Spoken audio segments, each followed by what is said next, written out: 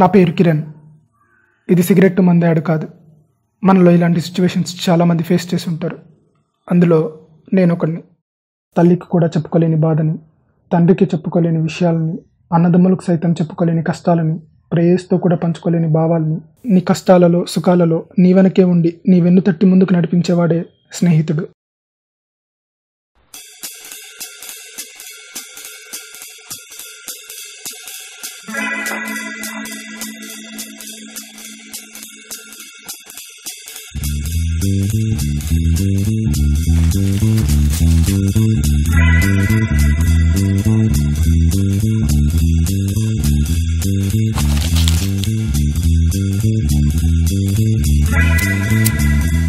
అదిగో అక్కడ కనిపిస్తున్నాడే, వాడే నా ఫ్రెండ్.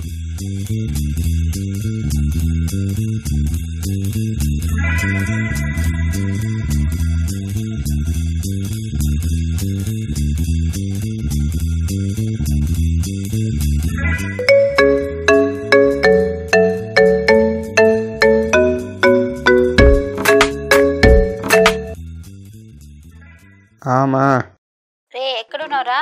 బయట వచ్చాను. అట్లా బయట తిరిగే బదులు ఏదైనా పని చూసుకోవచ్చు కదరా. సరే, ఫ్రెండ్ ఫోన్ చేస్తున్నాడు, తర్వాత ఫోన్ చేస్తా. చెప్పరా. మన స్పాట్లో ఉన్నాను. వీడేంటి ఫోన్ చేసి కట్ చేశాడు?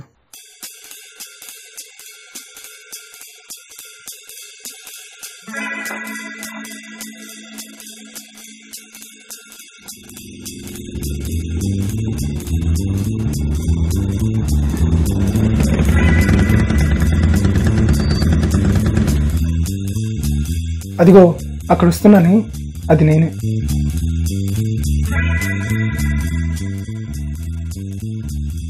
ఏరా మావా, ఇక్కడ ఒకడే కూర్చోన్నావు? అరే మామా, నువ్వు ఎప్పుడు వచ్చావురా? నిన్నే వచ్చానురా. ఎలా ఉన్నావురా?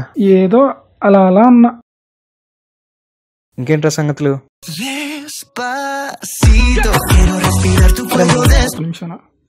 హలో ఆమా, ఎక్కడ ఉన్నావు నాన్న? బయట వచ్చున్నా. మైదా పిండి తెస్తా. మైదా పిండే కదా, తెస్తాలే. ఇంకేంట్రా? అది హలో హలో బేబీ, అది రీఛార్జ్ రీఛార్జే చేసావా? కదా, చేసాలే. కొద్దిగా త్వరగా చేస్తావేమో అని. ఇప్పుడే చేసాలే. సరే అయితే bye. Okay okay. Hello yeah Kiran, sir, ఈరోజు ఫైల్ సబ్మిట్ చేసావా? ఓకే ఓకే సార్, ఆ ఫైల్ సబ్మిట్ చేసాను సార్. లే సార్, డాక్యుమెంట్ సబ్మిట్ చేశాను సార్. సబ్మిట్ చేయలేదనుకో. లే సార్, ఓకే ఓకే చేశాను సార్. చేశాను సార్. Okay okay sir. దీన్ని జీతం సిగరెట్ కూడా అయిపోయింది.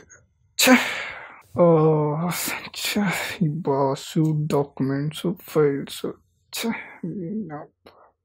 ఏమైందిరా మామా? సారీరా, కాల్స్ వస్తా ఉన్నాయి. Okay okay. ఇంకేంటా సంగతులు? ఇప్పుడేం చేస్తున్నావు? పర్సెంటేజ్లు ఉన్నాయి కానీ జాబ్ రావట్లేదురా, ఖాళీయే. అయినా నీకేంట్రా, జాబు, గర్ల్ ఫ్రెండ్, హ్యాపీగానే ఉన్నావు. నేను హ్యాపీగా ఉన్నానా? అరే నీకేం తెలుసా, స్కూల్ ఏజ్ నుంచి కాలేజ్ వరకు మార్క్స్ పర్సెంటేజ్ అని చెప్తారు, తీరా పర్సెంటేజ్ ఉంటే జాబ్ లేదంటారు. అప్పుడే రిలేటివ్స్ పక్కింట్లో వాళ్ళు పురాణాలు స్టార్ట్ చేస్తారు. ఏమి మీ అబ్బాయికి ఇంకా జాబ్ రాలేదా? మా అబ్బాయికి ఎప్పుడో జాబ్ వచ్చిందంటారు. వాళ్ళు ఏదో ఐఏఎస్ ఐపీఎస్ కంప్లీట్ జాబ్ చేస్తున్నట్టు. అందరు ఎదవ సలహాలు ఇమ్మంటే ఇస్తారు, ఎందుకంటే అది ఫ్రీ కదా. క్రికెట్ మ్యాచ్ వచ్చేటప్పుడు వాడు అలా కొట్టింటే బాగుండు, ఇలా కొట్టింటే బాగుండు అనుకుంటారు. కానీ క్రికెట్ గ్రౌండ్లో దిగి ఆడితే కదా తెలిసేది ఆ కష్టం ఏంటో. పోనీ ఆ జాబ్ కోసం ఇంటర్వ్యూకి వెళ్తే అక్కడ అమ్మాయిలే డామినేషన్. అరే అమ్మాయిలు ఎందుకు సెలెక్ట్ అవుతారంటే వాళ్ళకి నాలెడ్జ్ ఉందంటారు, మనకి ఎక్స్పీరియన్స్ లేదంటారు. ఎలాగోలా జాబ్ తెచ్చుకుంటే కర్మ కాలి ఎవరో ఒక అమ్మాయి పరిచయం ఏందనుకో, అంటే ఇంకా డేటింగ్లు, చాటింగ్లు, టాకింగ్లు, షాపింగ్లు. మామ అమ్మాయికి మన గురించి కాదు కానీ పక్కన ఉన్న వాళ్ళ గురించి అయితే చాలా ఇంట్రెస్ట్. వాళ్ళ బాయ్ ఫ్రెండ్ ఆ గిఫ్ట్ ఇచ్చాడంట, ఈ గిఫ్ట్ ఇచ్చాడంట. అరే నేను ఇవ్వడం లేదు గిఫ్ట్స్. మామ అమ్మాయి ఎక్కడన్నా కెవ్వనింది అనుకో, చుట్టూ 10 మంది ఉంటారు. అదే అబ్బాయి ఎక్కడన్నా కెవ్వన్నాడు అనుకో, వీడికి ఏమన్నా రోగమా అంటారు. అదే అమ్మాయి బయట ఉండి ఇంట్లో నుండి ఫోన్ వస్తే అమ్మా నేను బయట ఉన్నాను అంటే జాగ్రత్తగా వెళ్ళమ్మా అంటారు. అదే అబ్బాయి బయట ఉన్నానంటే ఫ్యామిలీ పరువు తీస్తున్నావురా అంటారు. దీని అబ్బాయి జీవితం, అమ్మాయిలకి మైండ్ లేదు, అబ్బాయిలకి రెస్పెక్ట్ లేదు. అమ్మాయిలకి మైండ్ ఉంటుందో లేదో తెలియదు కానీ ఈగో మాత్రం బాగా ఉంటుంది. ఫేస్బుక్లో లైక్ కామెంట్ పెట్టలేదనుకో అలగడాలు కాల్ రిజెక్ట్స్. పోనీ మనకు నచ్చిన పిక్ కన్నా లైక్ కొట్టుకున్నాం అనుకుంటే అంతే. ఇంకా ఎందుకు లైక్ కొట్టావు, రిలేషన్ ఏంటి, పిచ్చ క్వశ్చన్స్. అంత మాత్రం ఫేస్బుక్ మనకెందుకురా, వాళ్ళకి ఇచ్చేస్తే సరిపోదు. మనం మాత్రం ఎవరితో మాట్లాడకూడదు, చాట్ చేయకూడదు. వాళ్ళు మాత్రం చాటింగ్ టాకింగ్ ఏమనంటే ఫ్రెండ్స్ అంటారు. మనకు ఉండకూడదా ఫ్రెండ్స్? ఆఫీస్లో వర్క్ చేస్తుంటే అని ఫోన్ కాల్స్, ఏమైనా ఇంపార్టెంట్ కాల్ లిఫ్ట్ చేస్తే ఆన్లైన్లో డ్రెస్ చూపించి బేబీ ఈ డ్రెస్ బాగుందా అని అడుగుతుందిరా. ఆఫీస్ వర్క్లో బిజీగా ఉన్నాను తర్వాత కాల్ చేయని చెప్తే అవునా ఓకే బాయ్ అని కాల్ కట్ చేసి మళ్ళీ 5 నిమిషాలకంతా ఫోన్ చేసి బేబీ వర్క్ అయిపోయిందా అంటుందిరా. అలా ఆఫీస్లో వర్క్ అయి కంప్లీట్ కాక అలా బాస్ దగ్గర తిట్లు తింటూ అప్పటికి చెప్పలేక రక్కుని చూస్తున్నాను రా. ఆఫీస్ అయిపోయాక ఈవినింగ్ హెడ్ఏక్ అని రెస్ట్ తీసుకుంటుంటే ఈవినింగ్ కాల్ చేసి బేబీ షాపింగ్ వెళ్దామా అంటుంది. నాకు హెడ్ఏక్గా ఉంది రేపు వెళ్దామని చెప్తే నువ్వు ఎప్పుడు ఇంతే, నా మీద నీకు ప్రేమే లేదు, ఎప్పుడు ఏమడిగినా కూడా కాదంటావు అని చెప్పి కాల్ కట్ చేసింది. ఈ అమ్మాయిలకి ఎవరు వెళ్ళకపోయినా పర్లేదు, వాళ్ళు ఏమనుకుంటారో అది చేయాలంతే. సాఫ్ట్వేర్ జాబ్ అంటారు. ఆ సాఫ్ట్వేర్ జాబ్ ఏమో కానీ మనకు మాత్రం సాఫ్ట్గా కొట్టుకుపోతుంటుంది మామ. వచ్చిన శాలరీ ఆ రెంట్లు కట్టుకుంటూ ఇంట్లో వాళ్ళకి సెండ్ చేస్తూ గర్ల్ ఫ్రెండ్ చూసుకుంటూ ఫుడ్ బయట తింటూ మూవీస్ షాపింగ్స్ ఇదంతా ఫేస్బుక్లో అప్లోడ్ చేసుకుంటూ చూసిన వాళ్ళంతా హై లైఫ్ అనుకుంటారు. కానీ హైట్ నుండి కిందకు పడుతున్నామని ఆఖరి వరకు తెలియదు మామ. ఈ జనరేషన్లో ట్రూ లవ్ లేదురా, లస్ట్ తప్ప. ఒక అబ్బాయికి నా లైఫ్లో తను ఒక్కటే ఉంటే చాలు అనుకుంటాడు, కానీ అమ్మాయిలు వీడు కాకపోతే ఇంకొకటి అనుకుంటారు. అమ్మాయిలకి ఫ్రెండ్స్ ఉండొచ్చు, కానీ ఫ్రెండ్ అనే పేరుతో మోసం చేయడం కరెక్ట్ కాదు. వీళ్ళంటి వల్లే ఫ్రెండ్కి లవ్కి వాల్యూ లేకుండా పోయింది. ఆ విషయం తెలిసి మోసపోయామని తెలిసాక బాత్తో జాబ్ చేయలేక ఎవరన్నా వచ్చి గెలికినప్పుడు అదే టైంలో వాడిని కొట్టి జాబ్ రిజైన్ చేసి మళ్ళీ మొదటికి వస్తాం. అదే జాబ్లెస్.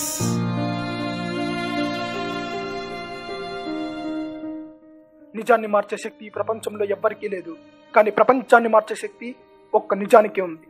నేను నిజం. నాలాంటి ఎందరో యువకులు పడుతున్న కష్టం నిజం. తల్లిదండ్రులు తమ పిల్లలపై కన్న కలలు నిజం. పొట్ట నిండకపోయినా నా కొడుకు ప్రయోజకుడు కావాలని కన్నీరు మింగి కడుపు నింపుకొని చదివిస్తున్న తల్లిదండ్రులు ఎంతో మంది ఉన్నారు. కానీ అలాంటి నిజాలని అధికారం డబ్బు అనే ముసుగులో కప్పిపెట్టి కలం తిప్పుతున్న యాజమాన్యాలు ఎన్నెన్నో. దీనికి బాధ్యత ఎవరు వహించాలి? ఎవరిది తప్పు? రెక్కలు ముక్కలు చేసుకుని చదివిస్తున్న తల్లిదండ్రులదా, విద్యను వ్యాపారంగా మార్చిన యాజమాన్యాలదా, లేక రికమెండేషన్లు పెట్టి తమ కొడుకులకి తమ అల్లుళ్ళకి ఉద్యోగ అవకాశాలు ఇప్పిస్తున్న అధికార పక్షాలదా? మరి దీనికి అంతం లేదా? నేను గెలవటంలో ఓడిపోతున్నాను, కానీ ప్రయత్నించడంలో గెలుస్తున్నాను. ప్రయత్నిస్తూ గెలుస్తాను, గెలిచి తీరుతాను. ఓటమి లేని వాడికి అనుభవం రాదు, అనుభవం లేని వాడికి జ్ఞానం రాదు.